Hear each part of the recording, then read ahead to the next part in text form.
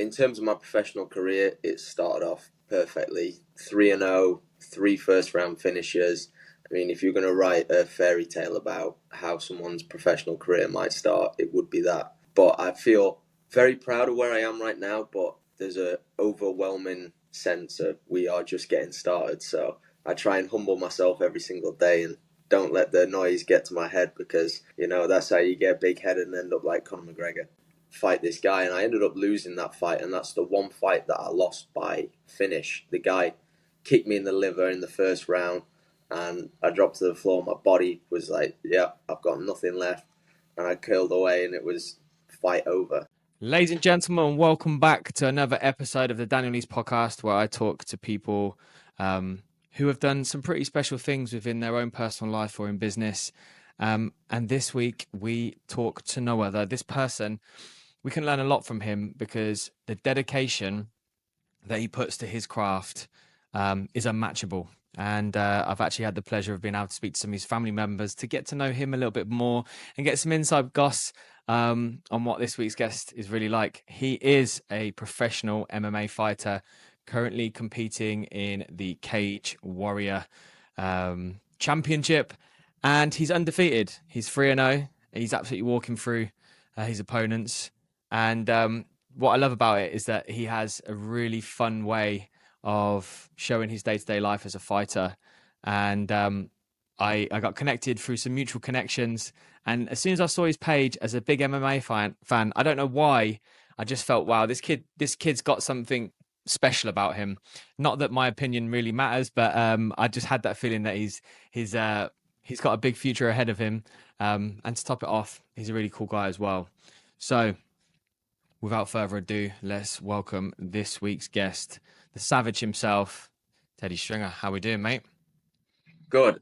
I'm feeling a lot better about myself after that intro. You made me feel very good right there. I take all of those things on board. Yeah, they're nice one. Nah, I mean, you must feel pretty good about yourself. You've obviously started off your career as a professional fighter quite well. So yeah, you must give yourself a pat on the back for that, surely. Yeah, I mean, in terms of my professional career, it started off perfectly. 3-0, three first round finishes. I mean, if you're going to write a fairy tale about how someone's professional career might start, it would be that. But I feel very proud of where I am right now, but there's an overwhelming sense of we are just getting started. So I try and humble myself every single day and don't let the noise get to my head because, that's how you get big-headed and end up like Conor McGregor. Yeah, exactly. I mean, he's obviously got a lot of money, but as an actual, I mean, he's obviously just said that he's got injured, and there's loads of people commenting on all the. I like to watch a lot of fight channels. Like I love watching Michael Bisping's channel, and he talks about a lot. And I watch the comment sections, and the hype around Conor McGregor is still there. And as a businessman, he's done incredibly well. Like, don't get me wrong, like, oh yeah, incredible. But as a fighter, if you're an actual fight, sorry, that was my cat.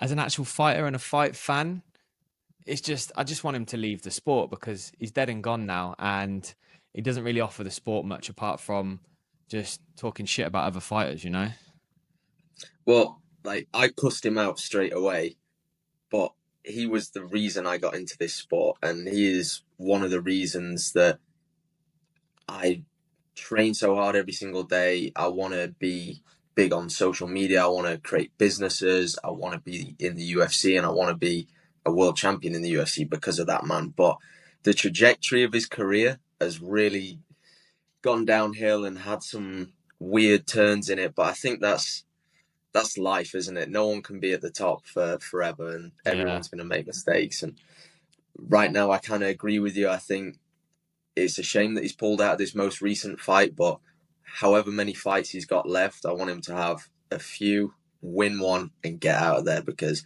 it's never nice watching someone that you admire so much start to go on a downward trajectory in their career. Yeah. I mean, I heard you in an interview say about the buzz of winning a fight, an MMA fight. So it must be quite addictive to walk away, right? Yeah. Oh, 100%. I mean, I don't think I could ever walk away from this sport. I'll be 90 years old trying to start a fight with someone, but the buzz of the fight is something that I really struggle to explain to other people when they ask me why I do it and what the buzz is like. I kind of say, listen, go have a fight and then tell me what you think, because the way it feels is the most primal thing. It's the biggest adrenaline rush.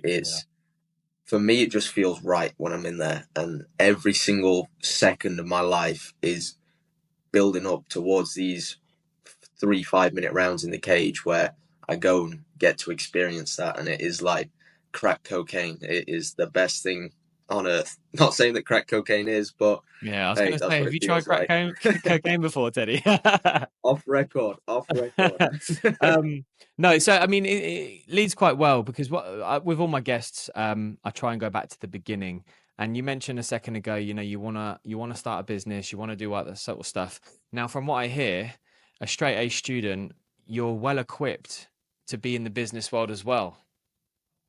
Yeah, I mean, I was set to go to university, Manchester Metropolitan University, to study marketing. And I think when I turned around to my parents and said, listen, I don't think this businessman life's for me, I'm going to go get myself punched in the face every day, they were a little bit shocked. But as soon as I started training at the gym, I was still at school at the time, and every single second of every lesson at school was just daydreaming about fighting. And somehow I managed to get good grades at school. I finished my A levels in the UK and got an A in business. And I was thinking, right, well, life's looking up. But it's not the career for me. It's not the Yeah. career for me. Maybe I can use MMA to build my business, but there was no way I could be stuck in an office or anything like that. Yeah. So family life growing up, typically, I mean, I heard Dana White when he was on a podcast the other day, and he talked about, I mean, he was a boxing promoter before. And one of the fascinating things that he said was with boxing, everyone's an criminal. They're pretty savage people. But he said the reason why he fell in love with MMA was because all these dudes that were incredible, like BJJ, judo, Muay Thai, were all really clever, well-educated people that came from it's kind of like it was almost like the story didn't match the person that was getting straight A's or doing really well or well educated and then going into a cage and just fucking people up. Yeah, I heard that exact podcast the other day, and it rang so true with me, because everyone sees fighters as these guys who've had a tough upbringing, they've been through it, and they have no other option but to fight to earn money. And I'm the exact opposite, and I think a lot of fighters these days are, because in mixed martial arts, you've got to learn so many different facets of the game. You've got to be good at grappling, good at striking. You've got to have a good fight IQ at the top level to understand how to adapt and beat your opponent. But also, you've got to have that dark side in your head where you can go deep and push deep. So it's really the smartest who's willing to go the darkest in the gym. That's the way I like to think about it. That's how Yeah. you get to the top. And how did you get into um because Brazilian Jiu-Jitsu was what you started with, right?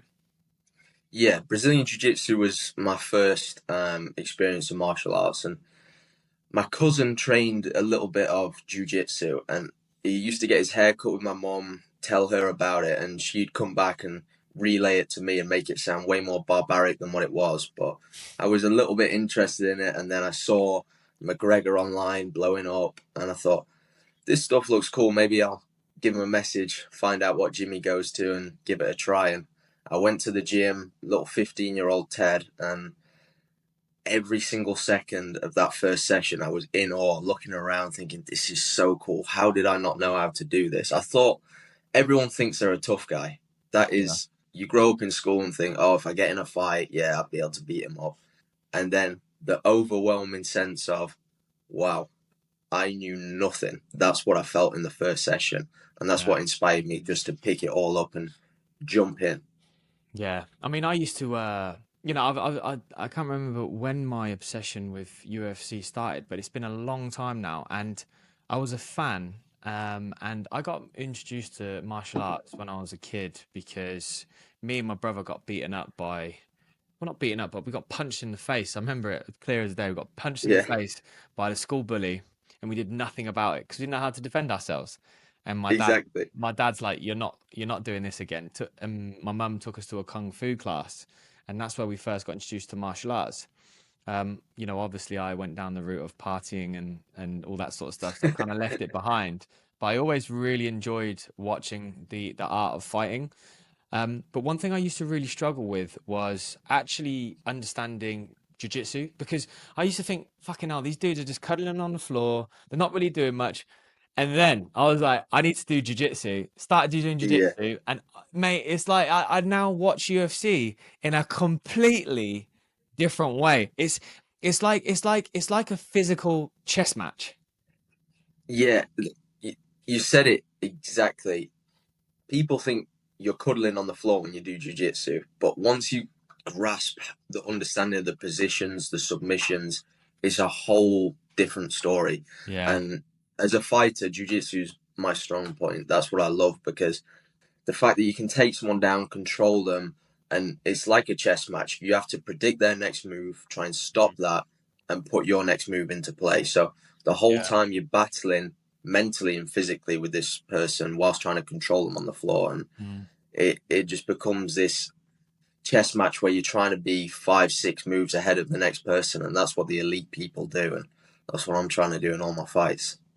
Yeah, no, it's. I mean, I'm a big fan of it. I was actually with a friend today who's a blue belt in jiu-jitsu, and we were chatting about it because I haven't been for a few months. And he's like, "When are you going to come back?" And I just said to him, like, you know, it's such a physical like sport, and it does take a lot out of you. Like you don't realize, you know. I used to again, you know, if anyone's listening to this, what that watches MMA, you don't realize how much grappling gasses you out when you're actually trying to stop an attack, or you're trying to defend, or you're even trying to attack yourself. You know, you try and use too much arm movements, then your arms start cramping up because there's too much tension.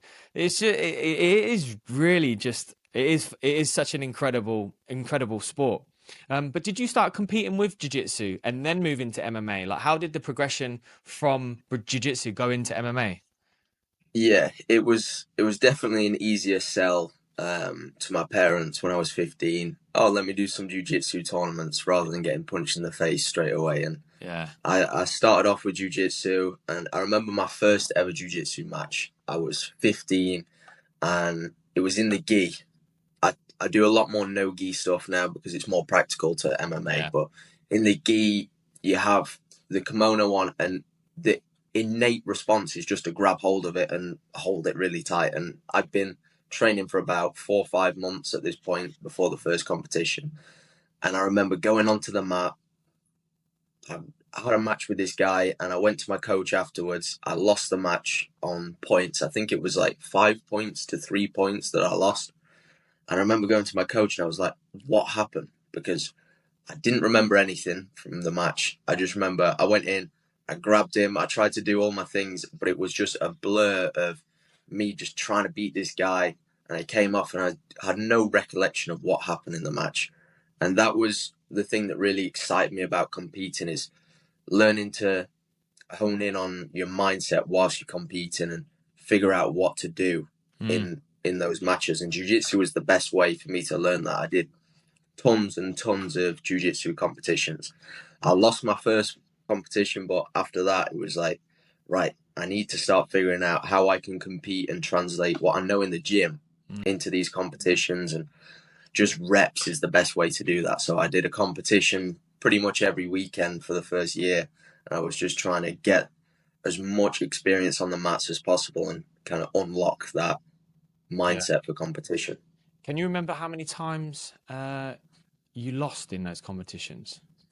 Oh, all the time. Like in a jiu-jitsu competition, you tend to have like 5 or 6 matches all in one day, and you'd make it to the final or the semi-final. You'd come up against a tough guy, someone who'd been training a bit longer than you, because the experience level at these competitions, someone could be a white belt and be training 18 months, and I was a white belt and I've been training 8 months. So they had a big experience gulp on me, and at that level it matters a lot. So I lost a lot of times in jiu-jitsu competitions, but Mm. every single time I'd think, next time I'll get him. And then I started getting some gold medals. I started getting some bronze, some silver medals. And it was a point at white belt, once I'd kind of been training 18 months, I'd competed a load, and I started winning these competitions. That's when it all started to unlock for me in competitions. Yeah. Yeah. So, I mean, it's quite interesting actually because, you know, I got some inside goss from your brother, as I mentioned at Yeah, the beginning of the episode, and we'll come on to kind of some of the fights that you've had that were tough losses for you. But one of the things he yeah, mentioned, he said you've got this really innate kind of like attitude when it comes to losing. He's like, he's seen you lose, taking it really badly, and then you wake up in the morning, you're like a new person. Do you think that all those setbacks in jiu-jitsu and learning that, you know, it's just this is what comes with fighting, do you think that set you up subconsciously to just deal with these types of things, to go, do you know what, actually it's a part of the game, and keep going? And that's how you've been able to build a mindset of, okay, this happened, it is what it is, we move on. yeah. I think definitely experiencing loss early on is super important because it gets your mind ready for that, and it starts to allow you to learn from it. And I remember I read a book from John Kavanagh, Conor McGregor's coach. That Yeah. was one of the first books I ever read that I wasn't forced to read at school. And it was called Win or Learn. And the mindset of that is you win or you learn. It's all about going back to the drawing board and figuring out what to do after a loss. And reading that kind of instilled to me straight away. It's a cliche saying in MMA, win or learn, but the actual feelings that you get from a loss, how to channel them into winning and how to channel them into resetting and going again, because it it's brutal losing, but if you want to be the best in the world, you've got to be able to get through that and figure out what's next. And I think all those reps of losing in competition, and even as an amateur, I lost more than most people do because I had a lot of amateur fights and I put myself through the ringer early on to get myself to this point where I am today, because I want to be in the UFC in a position where I know whatever bit of adversity I get in a fight, I've seen it before. So getting those losses early on really just helped me shape my mindset. Yeah. So was that intentional then? Did you ever take any fights where you thought, I'm going to lose this, but this is just a part of the game? I mean, no, I I always have You this always think you're going mindset to win. of I'm gonna win. Yeah, always, because you have to in this game, and I always thought I was gonna win. I remember one fight in particular though was as an amateur.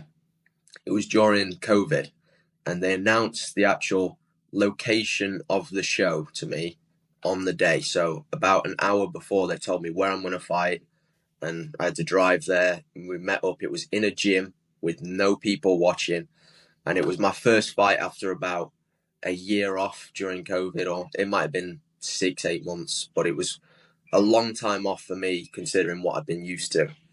And that was the time when I had a feeling like I didn't want to fight before a fight, and it was the only time I've ever experienced that. And I think for me, a lot of that was playing into the fact that there wasn't a crowd there. It was very different, and I wasn't kind of geared up in my normal mindset. And I was pretty early on. I was about 5 fights into my amateur career at this point, Mm. and that is the only time I can ever recall not wanting to fight before a fight. I was like, I feel like I could just be at home having a cup of tea, but I've got to walk out and fight this guy. And I ended up losing that fight. And that's the one fight that I lost by finish. The guy kicked me in the liver in the first round, and I dropped to the floor. My body was like, yeah, I've got nothing left. And I curled away, and it was fight over. And most people see that as like an embarrassing moment. You've been stopped, you've lost. But that was, for me, a turning point in my career. The guy who beat me, he's gone on, he's doing amazing things right now. But I remember speaking to him afterwards, and he had a really good mindset, and he kind of inspired me to push on to that next level of Mm. finding where my mind is, reading more books, diving into the philosophy side of things. And yeah, that fight was a big game changer for me in terms of figuring out why, figuring out where your mind should be before a fight and figuring out how to deal with a loss, because that was one of my first losses and it was a Yeah. really pivotal one for me. Was that the fight against Mark Ewan? Mark Ewan, yeah, exactly. Yeah. And You've done your research. yeah. I mean, that fight, like how did you deal with the loss then? Because obviously it was one that, by the sounds of it, if you remember it so well, was kind of like a pinnacle part of your amateur career. So how did you overcome that loss? It was a weird one, like I said. During lockdown, I just drove home. I went with one of my friends who coached me for that event. He took me home, and the training for that was very weird. I didn't have a good structure for the training because gyms were closed, and I was doing Yeah. what I could within like a pro fighters COVID bubble at that point. But I just really, I remember being super upset after that fight. It was one where I was like, why haven't I channeled into that normal mindset that I get into? And I was trying to figure out what went wrong. But ultimately, the recipe for getting over that and figuring out what was next was getting back into the gym on Monday morning and training harder than I did before. Because if you dwell on these things too much and try and look for a different way to succeed, I think you can get caught up. And it was just about getting back to the gym for me and channeling all that energy into training and just thinking about where I went wrong and trying to avoid that stuff happening again. Yeah, no, absolutely, 100%. I think everyone gets a lot of setbacks in life, right? And I think, I see it a lot with some of the people from that I was friends with in my past, and I'm still friends with them. And there's some people that that are just that just feel like they're destined for a bad life because that's the cards that they're dealt. And it's like, no, everything happens for you, right? It's a moment where a loss could mean you then either quit the sport and go and live a life that you're not going to be happy with, or as you said, like you work in the gym, you put the work in. Because I mean, even entrepreneurship, and this is why I think fighting and entrepreneurship can be almost classified as the same thing because of the amount of work you have to put in. Every single day, putting in the work, first one in, last one out, being precious with your time, making sure you get recovery, your rest, etc.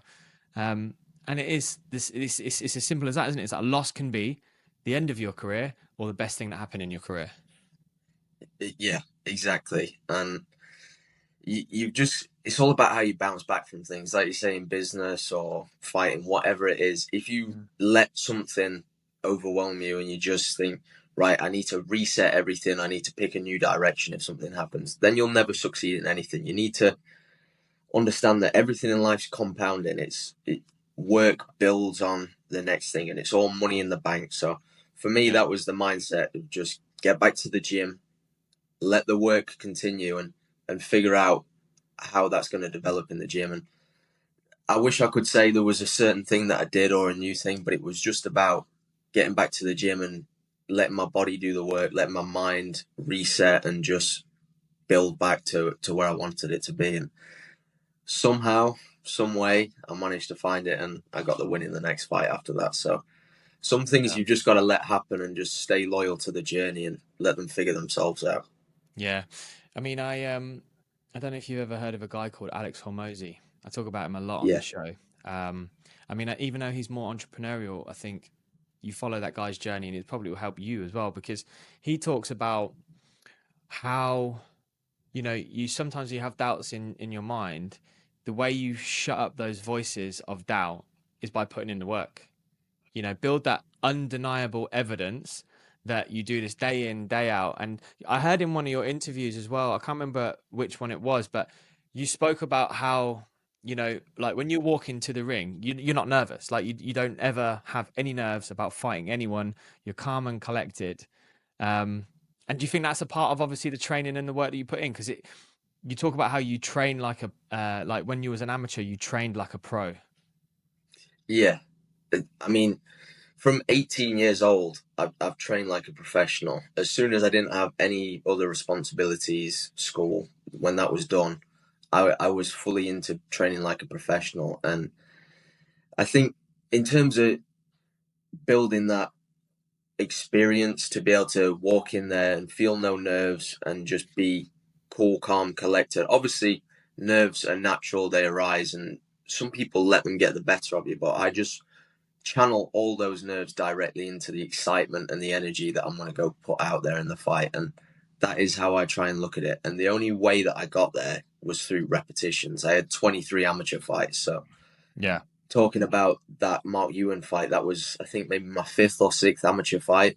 And I went on and had loads more after that and got the reps in. And I think repetition is key to finding the next stage in MMA for sure. If you want to unlock that mindset and get to that next level, you just have to constantly repeat. And it's almost like a science experiment. You just kind of change something a little bit every time. Keep figuring out, okay, that didn't work, and then you start to become onto the winning formula. And I feel like I've started to unlock that, and by no means have I completed it right now. Every single fight is another way of figuring out the next step to unlock that formula. Yeah. With the amateur scene, so like before we go on to like your pro career and stuff, with the amateur scene, you because they talk about it a lot in the MMA space about all the other promotions and how they pay really badly. What's it like as an amateur? Like, how do you finance that life? Like, do you get paid for winning competitions? Do you get paid for competing in fights? The exact opposite, racking up debts. I mean, yeah, no, I'm privileged in the fact that my mum and dad, they were always supportive. Once they saw how committed I was to the journey, my mum was like, yeah, you live at home, you don't pay any bills, you can do whatever you want. As long as I could afford to pay for my training, pay for my petrol to get to the gym, and pay for my food, I was all good. So yeah, I used to do some privates where I would teach people MMA 1-to-1, and that was the bulk of my income. And thankfully, I met a few nice people who decided to give me some of their money as sponsors, and I'd stick their logo on my clothes or something like that just to help me get through it. So I made little money as an amateur, but that little money was enough for me just to get through and do what I wanted to do. I lived a simple life, and some of these amateur competitions, especially the IMAFs, which are like the world competition for an amateur. I travelled to Bahrain, Abu Dhabi, Italy for those, and that's £2,000 straight away just to get into that and pay for all of your training to go do that. So you have to pay. You have to pay to enter the competition £2,000. Yeah, I was paying to fight as an amateur. That was pretty much it. And you know, there's a different kind of motivation when you're paying someone to go get punched in the face, but they're the best competitions because you get to mix in with the elite level. So for me, it wasn't even a question whether it's worth it to pay £2,000 to go and compete in a tournament like that, because thankfully sponsors and stuff helped out with those, and people donated, gave me some money. But yeah, being an amateur is hard work, and if I was to give a little bit of advice to any amateur out there, it would just be, don't go buy any nice clothes. Don't spend money trying to be lavish and be a professional. Just invest all your money into your training, because that's how you can afford to train like a pro and get the most out of your training, is just by being simple. Pay your gym fees, pay for some good food, and then the rest is just training. Yeah, because it's very fascinating because you're what, 22, yeah? 23. 23. So you're 23 years old right now. At this time of your life, 99% of 23-year-olds are going out 3 nights a week, getting smashed, pulling birds, doing all that kind of like all that thing. So was that ever a tempt? I know it sounds stupid, but was that ever a temptation for you? Because you've obviously got friends, right? I mean, that obviously do that sort of thing. So was that ever a temptation for you? Yeah, I mean, I did the lads' holidays when I turned 18. Me and my friends, we went to Greece and got pissed for a week, and it was good fun. And I've got good friends who they're all at the point now where, when I first started, they were kind of being a little bit of a bad influence, saying, "Oh, come on, have a drink or come out with us." And I was like, "No, it's not for me," because I realized I was on something bigger and better. And that one night of getting pissed and having fun was not worth it in the long run for me. And right now I'm at the point where I don't drink at all. I've not had a sip of alcohol in 2024, and I don't plan on drinking again because I find it's something just too detrimental, and it takes me away from the social circles that I want to be in, and waking up and feeling groggy is not something that I like to do. So I think I enjoyed those moments, and my friends went to uni. Sometimes I go visit them at uni and kind of see what that life's like, and I do it for 24 hours and think, yeah,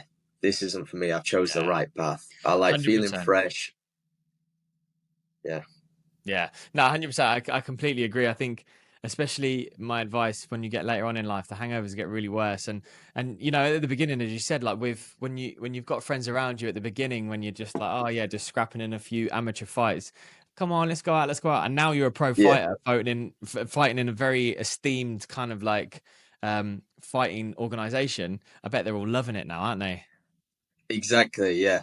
Yeah. They're all supporting me, and I've got a good group of friends, because some people won't understand. And like some of my training partners, I tell them, you're a product of the people that you surround yourself with. So if you've got bad influences around you, and whatever it is, even if they're great friends 90% of the time, but if they're trying to drag you down the same path as them, or don't respect your goals, they're not worth having in your life, because you have to be brutal in this game. And if you want to go on and be that guy and be successful, you have to cut out things in your life, and you have to make those sacrifices. And for me, partying was one of the easiest ones to throw away.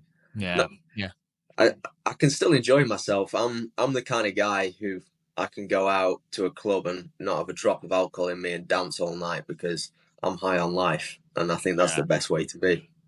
Yeah, awesome. So before we move on to the pro career, you mentioned about the amateur. I think you said IMMAF, right? Yeah.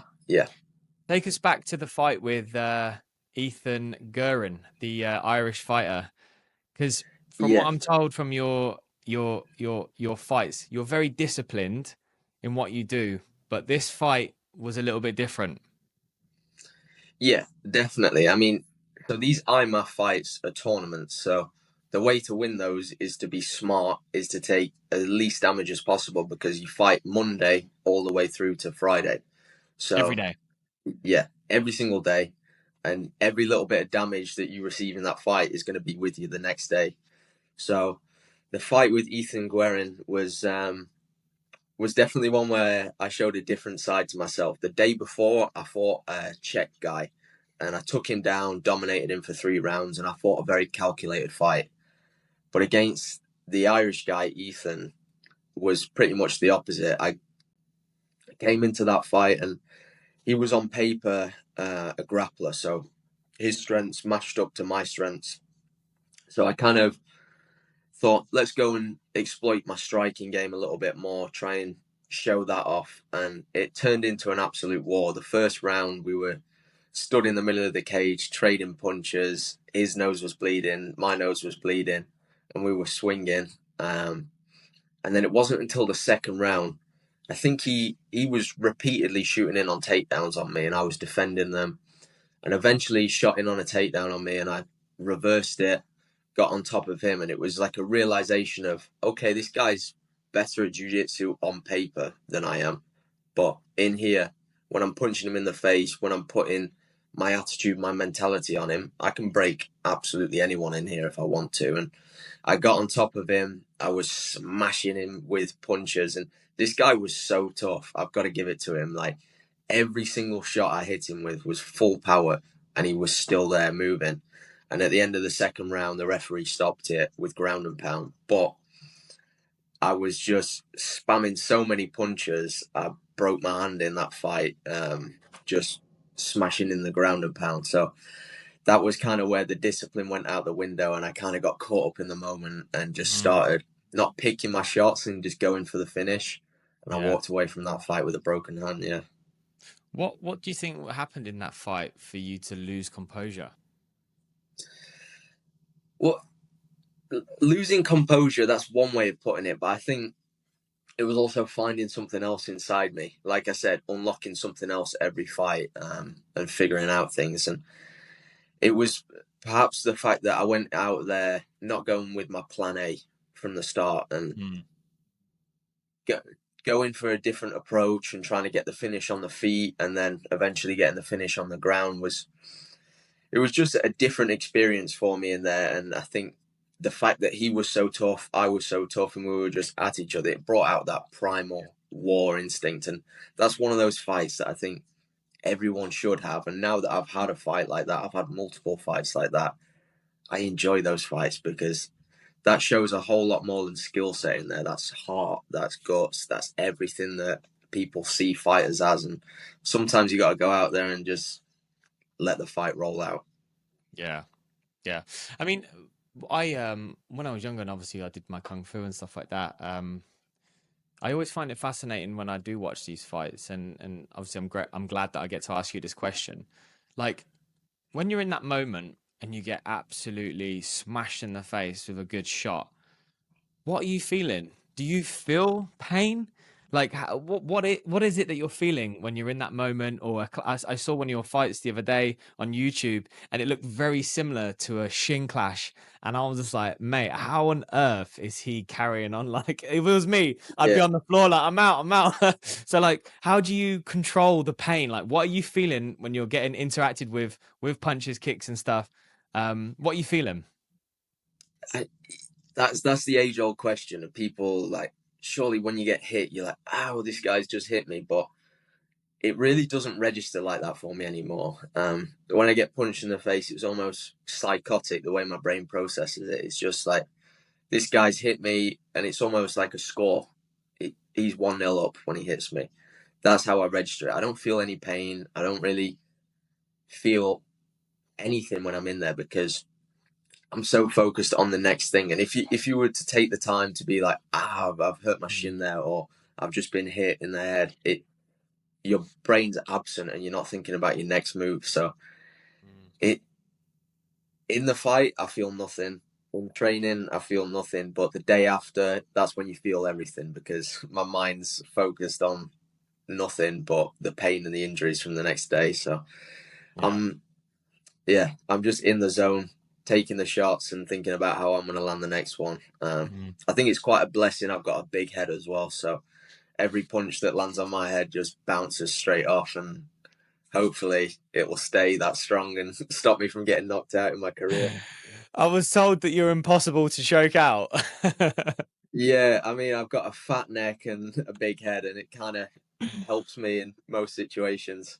Do you know what? I actually I heard a funny story about just before everyone knew that you was getting, like, your whole family knew that you was actually getting good at at MMA. Did you rear Yeah. naked choke your mum? Oh, that's a countless thing that happens because I Uh, mean, every day my mum would take me to the gym, and she'd take me there and pick me back up, and I'd get like 2 hours of training in a day when I was younger. And even now, like, maybe I get 4 or 5 hours training in a day, it's still not enough for me. My brain's always processing the moves that I've just learned or what's next. So my mum, she's one of my number one training partners. I'd get home and I'd be like, I learned this thing today. Can I just try putting you in this choke and seeing how it goes? And she was a good sport. So yeah, I've got to give props to my mum for being one of my number one training partners through thick and that's thin. quality.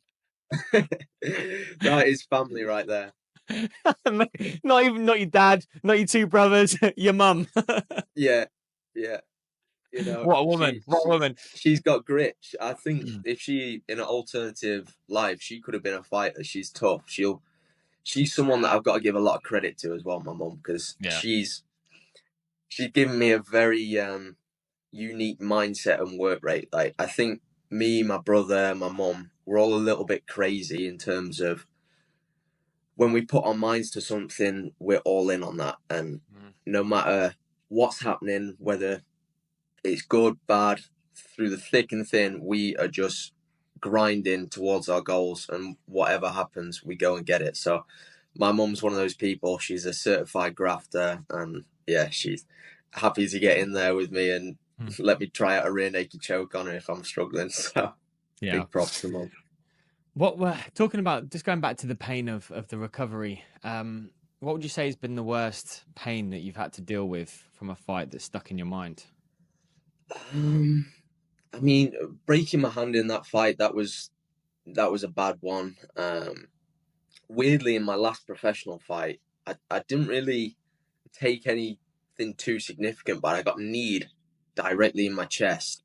And for the full week after that fight, the way it landed right on my chest bone here, it Mm. had me just every time I got out of breath and my lungs were working overtime, it was killing. Yeah. So that was one recently, but I've been quite blessed with injuries. I've not had anything too crazy. I had a shoulder injury at one point that put me out for 6 weeks, but obviously I've got cauliflower ears. They're such a pain when you first injure your cauliflower ear. You can't sleep at night. You're trying to go to bed and your ear's full of blood and you can't even get comfortable on your pillow. So that's You an have to train, and uncomfortable there's a lot one. of nerves in your ear as well, right? So it must be really Yeah, painful. yeah, it's painful. And the doctor that I went to when I first injured my cauliflower ear, it was swollen up out here like a big cabbage on the side of my head. And I went to my local GP and said, "Can you drain this for me?" And he didn't have a clue what he was doing. Fair play to him for having a go at it, but I think it might have been his first time. And he was jabbing the needle in all different angles, and it was so painful. I was ready to start a fight with the doctor there and then. I was But like, choke him "This is out. funny. Yeah, enough's enough." And Yeah. I Yeah. actually had to have my ear sliced open so they could drain all the blood out, and then they stitched through my ear to lock it back in with cotton buds either side of my ear, stitched through. So that was a painful one for about 2 weeks, and I was going to school with a big bandage around my head like Humpty Dumpty. But it was that was a painful experience. But now my ears are like bricks; they're solid, Yeah. swollen up, so no more pain. No more pain. They're through it now. Yeah. Yeah. So, what made you want to turn pro? Well, that was always the goal. I didn't get into this sport and I didn't put this much time and effort in just to do this as a hobby. Yeah. This was my calling. This is what I love to do. This is what feels right to me. So Mm. we got the opportunity to go pro at the start of 2023, and the opportunity that I got was ridiculous. So right now I'm in California and I'm training with a team called the MMA Fight Academy, which was basically a TV show out in California where they filmed some Indonesian fighters and some European fighters all coming to America, joining this big training camp and fighting on Cage Warriors for a professional contract. And I got the call asking if I wanted to do that. And I was at the point where I was ready to go pro anyway. And it was just the perfect opportunity, me ready to go professional, jump in, come to America, train, and then prove myself in one of the best organizations in Cage Warriors afterwards. So everything just aligned at the right time. Yeah. And when you turned pro and you went off to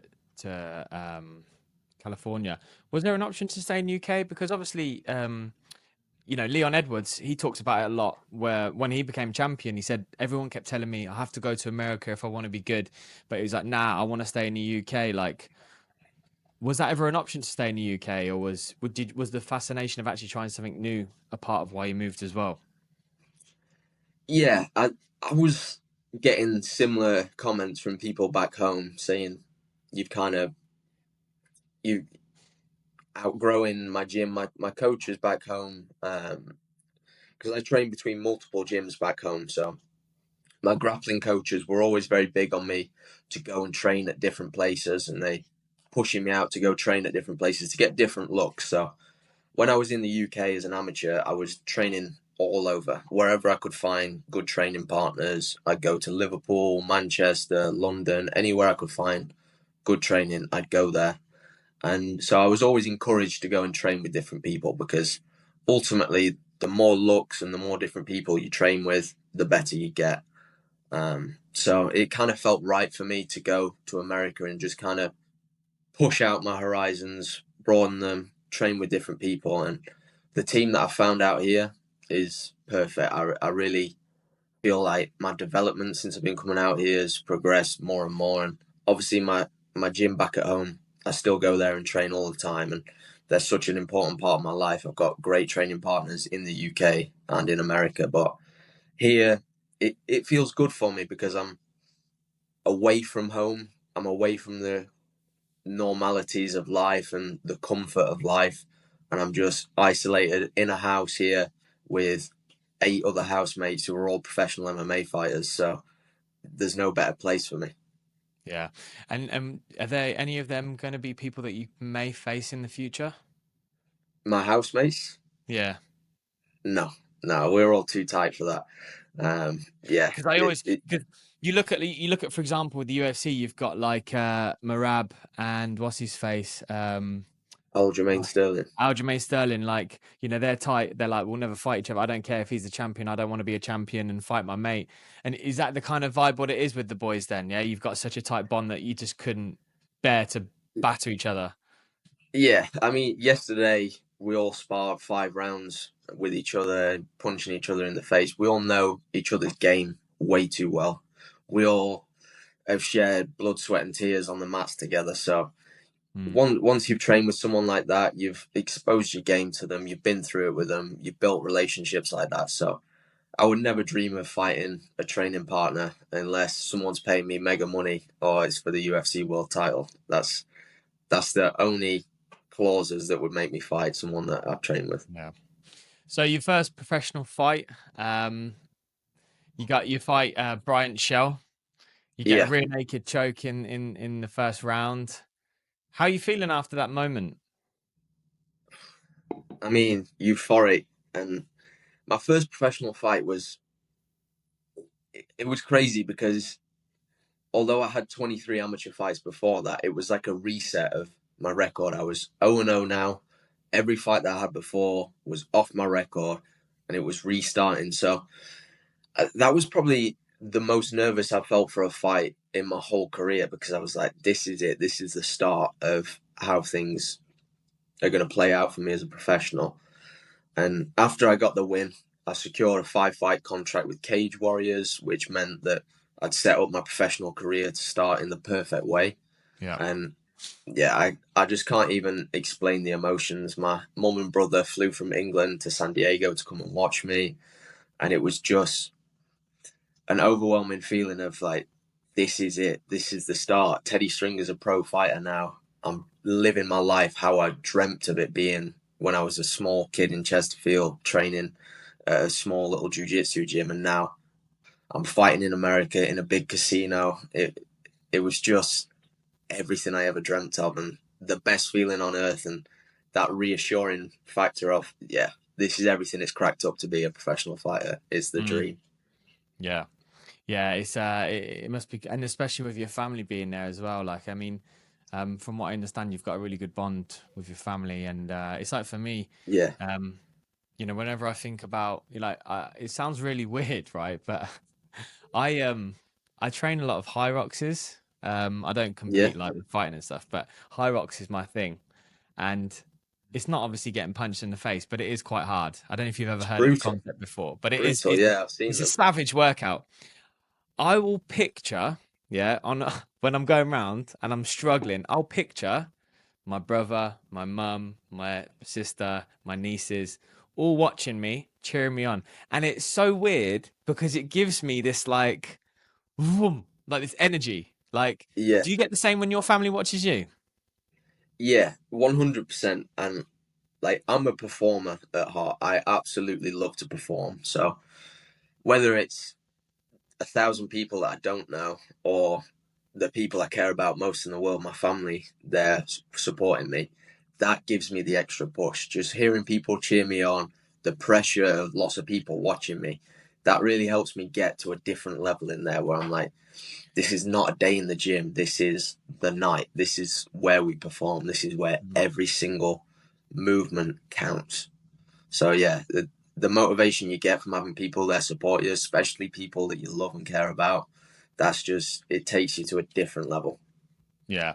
And when you sign that contract with Cage Warriors, so you have a fight and then you're able to sign the contract, yeah? Is that correct? Yeah. So when you sign that contract, financially, does it change things for you, or is it still there's still a lot of work to go? Well, yeah, by no means am I balling, living out, driving a Rolls Royce like I plan to be in the future. But right now, I'm comfortable. I get paid to fight, and I'm not paying to fight, which is a Yeah. nice change of perspective. Um, Also, like I'm out here in California. This is like a scholarship that I've got as a result of that. So I'm training full time. My rent's paid for out here. My gym fees are paid for out here. I get picked up and taken to the gym every single day. So I'm I'm living a much easier lifestyle now as a professional, and Yeah. especially through this opportunity with the MMA Fight Academy. Yeah. So you had a fight coming up with I don't know how to say his last name, but I'm going to try my best. Jeremy Fatarusso. Yeah, we'll go with that. Um, why did it get cancelled?